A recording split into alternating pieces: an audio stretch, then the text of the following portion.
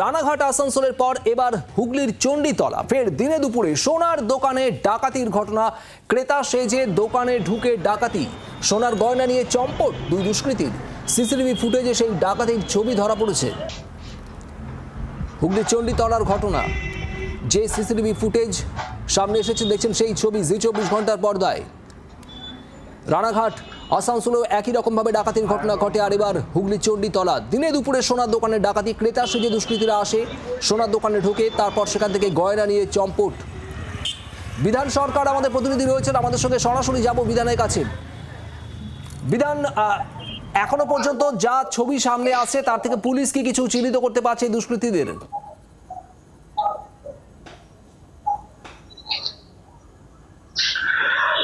দেখো শুভদীপ, সিসি ক্যামেরায় কিন্তু স্পষ্ট ধরা পড়েছে ওই দুই দুষ্কৃতীর ছবি, এবং চণ্ডীতলার বরতাজপুরে যে সোনার দোকানে এই ঘটনা ঘটেছে সেখান থেকে সিসিটিভির ফুটেজ সংগ্রহ করেছে পুলিশ। এবং পুলিশের পক্ষ থেকে যেটা বলা হচ্ছে যে এই যে দুষ্কৃতী, এদের একটা চক্র আছে, এরা বিভিন্ন জায়গাতে এই ধরনের কাজ করে বেড়ায়। যদিও ডোমজুড়ে যে ডাকাতির ঘটনা ঘটেছিল বা রানাঘাট আসানসোলে যে ধরনের ডাকাতির ঘটনা ঘটেছিল তার সঙ্গে এদের কোনো যোগ নেই। তবে ওই স্বর্ণ ব্যবসায়ী যেটা জানাচ্ছেন, যারা ওই দুষ্কৃতী অর্থাৎ দুই যুবক যারা এসেছিল সোনার দোকানে গতকাল, তারা হিন্দি ভাষী, তারা হিন্দিতে কথা বলছিল, স্থানীয় তারা নয়, তাদেরকে স্থানীয় লোকরা কেউ চেনে না। স্বাভাবিকভাবেই বাইরে থেকে তারা এসেছে, এটা পুলিশের অনুমান। এবং তাদের এই সিসিটিভির ফুটেজ নিয়ে কিন্তু বিভিন্ন জায়গাতে তারা সন্ধান করছে ইতিমধ্যে। এবং পুলিশের একটা সূত্র থেকে বলা হচ্ছে যে এই ধরনের যে চুরির ঘটনা, অর্থাৎ যে ফাঁকা দোকান দেখলে তারা ঢুকে পড়ে এবং কোনো জিনিস কেনার অছিলায় তারা গহনা দেখতে থাকে, এবং যেমনটা চণ্ডীতলার ক্ষেত্রে করেছে, তারা মাদুলি কিনবে বলে প্রথমে ঢুকেছিল, তারপর যখন ব্যবসায়ী দোকানদার যখন তাদের মাদুলি দেওয়ার জন্য ব্যস্ত হয়ে পড়ে তখন তারা কিন্তু ওই সোনার গহনা নিয়ে চম্পট দেয়। অর্থাৎ এরা রেকি করে যে কোন এলাকায় সোনার দোকান, সেখানে মূলত তুমি দেখবে যে দুপুরবেলা এই ধরনের ঘটনা ঘটছে এবং দুপুরবেলাটা একটু ফাঁকাই থাকে, ক্রেতাদের ভিড় কম থাকে, সেই সময়টাকে কিন্তু তারা বেছে নিচ্ছে। এবং এটা একটা চক্র রয়েছে, এর সঙ্গে আরো অনেকে জড়িত আছে এমনটাই পুলিশের অনুমান। যদিও এখনো পর্যন্ত কারা এর পেছনে রয়েছে এবং এই যে দুই যুবক যাদের ছবি পাওয়া যাচ্ছে সিসি ক্যামেরায়, তাদের সম্বন্ধে কিন্তু এখনো পর্যন্ত পুলিশ স্পষ্ট কোনো ধারণা দিতে পারছে না। তবে তদন্ত শুরু হয়েছে, বিভিন্ন থানায় সিসিটিভির ফুটেজ পাঠানো হয়েছে, বিভিন্ন লোকেশনে পাঠানো হচ্ছে, এবং যে সার্ভিলেন্স ক্যামেরা রয়েছে পুলিশেরও বিভিন্ন রাস্তায় বিভিন্ন জায়গায়, সেগুলোকেও কিন্তু চেক করা হচ্ছে বলে আমরা জানতে পেরেছি। শুভদীপ, আমাদের সঙ্গে থাকো বিধান। এই দোকান, যে সোনার দোকানে এই ঘটনা, সেই দোকানের মালিক এবং কর্মীরা তারা কি বলছেন, তাদের প্রতিক্রিয়া শোনাবো আপনাদের। আমি একটার সময় বাড়ি গেছিলাম ছেলেকে রেখে, 1:30টার সময় বন্ধ করি, 1:30টার আগে সব গোছগাছ করে খালি বন্ধ করবে তার আগে একটা কাস্টমার এলাম, এসে কি দেখাতে বলেছিল চাঁদির জিনিস সাইডে, তো দেখাতে ও বিছখানে এরকম ডয়েলে আরো সব সোনার জিনিস কি আছে অর্ডার কিছু সামান ছিল এই নিয়ে গেছে, ওই দেখাতে তুলে নিয়েছে একটা ডাব্বা সময়, ডাব্বাতে কিছু অর্ডার সামান ছিল, গলার আংটি আর সব ছিল, নসপি চেন এসব নিয়ে গেছে, প্রায় ওই 17-18 গ্রাম মতো নিয়ে গেছে। আছে এই ব্যস্ততম রাস্তায় সামনে রেল স্টেশন, কি করে এরকম হয় প্রশাসনের একটু দেখা দরকার। আমরা বহুত আতঙ্কে আছি এর মধ্যে। দিনে দুপুরে ডাকাতি হলে একটু প্রশাসনকে দেখা দরকার। তো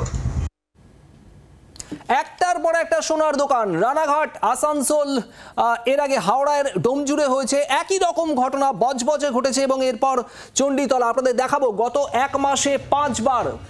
30শে জুন অর্থাৎ আজ চণ্ডীতলা হুগলির মাদুরি কেনার ছুতোয় ঢুকে সেখান থেকে সোনার গয়না নিয়ে চম্পট। 28শে জুন তার আগে দক্ষিণ 24 পরগনার বজবজ, 60,000 টাকা 5 ভরি সোনা নিয়ে চম্পট দেয় দুষ্কৃতীরা। এই দক্ষিণ 24 পরগনা বজবজের ঘটনা। এবং তার আগে হাওড়ার কদমতলা, সেখানে 26শে জুন সোনার দোকান থেকে নেকলেস চুরির ঘটনা। একের পর এক সোনার দোকানে এই ঘটনা ঘটছে। তার ঠিক কদিন আগে 11ই জুন হাওড়ার ডোমজুড়, এই হাওড়ারই ডোমজুড়ে সোনার দোকানে ডাকাতির ঘটনা, যে ঘটনায় একেবারে তোলপাড় পড়ে গিয়েছিল ডোমজুড়ের ঘটনায়। 9 জুন আসানসোলে একই রকমভাবে নামী সোনার দোকানের ডাকাতির ঘটনা ঘটে। পর সোনার দোকানে এই ডাকাতির ঘটনা ঘটছে এবং জানিয়ে স্বর্ণ ব্যবসায়ীরা তো বটেই, এবং তার সাথে সাথে স্থানীয় মানুষ তারাও রীতিমতো আতঙ্কিত। কেন একই ধরনের ঘটনা বারবার ঘটছে, কেন রোখা যাচ্ছে না? প্রশাসনের ভূমিকা, সেই ভূমিকা নিয়েও কিছুটা প্রশ্ন উঠছে। আর এই নিয়ে কথা বলবো, আমাদের সঙ্গে রয়েছেন এই মুহূর্তে প্রাক্তন পুলিশ কর্তা সত্যজিৎ বন্দ্যোপাধ্যায়। সত্যজিৎ বাবু, কি মনে হয় এক মাসের মধ্যে পাঁচটি জায়গায় এরকম ঘটনা, বারবার একই রকম কায়দায় দুষ্কৃতীরা ঢুকছে সোনার দোকানে সিসিটিভি ফুটেজ থাকছে, সিসিটিভি ফুটেজের ছবিও সামনে আসছে। যারা দুষ্কৃতীরা ঢুকছেন অনেক ক্ষেত্রেই বলা হচ্ছে তারা ভিন রাজ্য থেকে আসছেন। প্রশাসনের ভূমিকা নিয়েও প্রশ্ন উঠছে, কি বলবেন?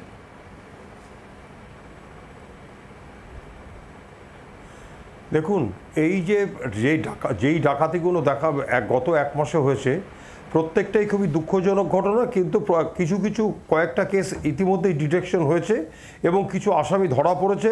তাদের কাছ থেকে সোনা রিকভারিও হয়েছে। যে লাস্ট যেটা ডাকাতি হয়েছিল সেটাতে 3-4 জন আসামি ধরা পড়েছে এবং পুরো টিমটাই পরে ধরে নিয়ে আসা হয়েছে।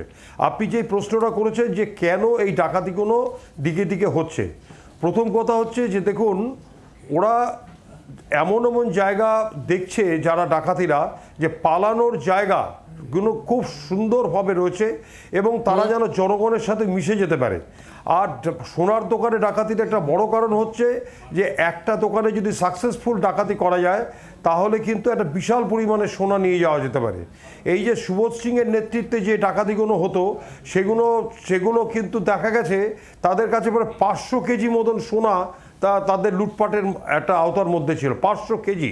এবং যখন ওকে ধরা হয়েছিল 2016 সালে, তার কাছে তার বাড়ি থেকেই প্রায় 28 কিলো সোনা পাওয়া গেছিল, 28 কিলো। তো এখন যে আরেকটা ব্যাপার হচ্ছে যে আমাদের যে গ্রামগঞ্জে যে থানাগুলো রয়েছে, রাজ্য পুলিশের যে থানাগুলো রয়েছে, তাদের যে এখানে যেমন প্রত্যেকটা ব্যাংক এবং সোনার দোকানগুলোতে কলকাতা পুলিশ থেকে, অ্যান্টি রাউডি সেকশন থেকে, ডিটেকটিভ ডিপার্টমেন্ট থেকে, পুলিশ স্টেশন থেকে, লোকাল পুলিশ স্টেশন থেকে প্রত্যেকটা জায়গায় লোক পাঠানো হয় এবং প্রত্যেকটা জায়গা দেখানো হয় এবং সিসিটিভি কানেকশন আছে। এখানে দেখা যাচ্ছে যে অনেক জায়গায় হয়তো রাজ্য পুলিশের মধ্যে আছে, সেই রাজ্য পুলিশের হয়তো সেইভাবে তারা হয়তো ইন্টেলিজেন্স কালেকশন করতে পারছে না, কিংবা অত লোক নেই তাদের, সেই লোকটা না থাকার ফলে তারা ডাকাতিটা করে চলে যেতে পারছে। তবে সবচেয়ে বড় কথা মাথায় রাখতে হবে, এই যে বড় যে সোনার দোকানে যে ডাকাতিগুলো হয়, প্রত্যেকটার কিন্তু টিপার্স আছে, টিপস। একজন কিন্তু লোকাল যে থাকবে সে টিপস দেবে যে এই রকমভাবে দোকানটা এতটার সময় খোলে, এতটার সময় বন্ধ হয়, এতজন লোক ভিতরে আছে, রেকি করা হচ্ছে। সত্যজিৎবাবু, রেকি করা হচ্ছে এবং অধিকাংশ ক্ষেত্রেই এই বিষয়টা সামনে আসছে যে রেকি করেই দুষ্কৃতীরা এই গোটা ঘটনাগুলো ঘটাচ্ছে। আর এখানেই প্রশ্ন উঠছে কিভাবে আটকানো যায় একটার পর একটা সোনার দোকানে ডাকাতির ঘটনা। বাংলার আওয়াজ, বাঙালির আবেগ, জি 24 ঘন্টা।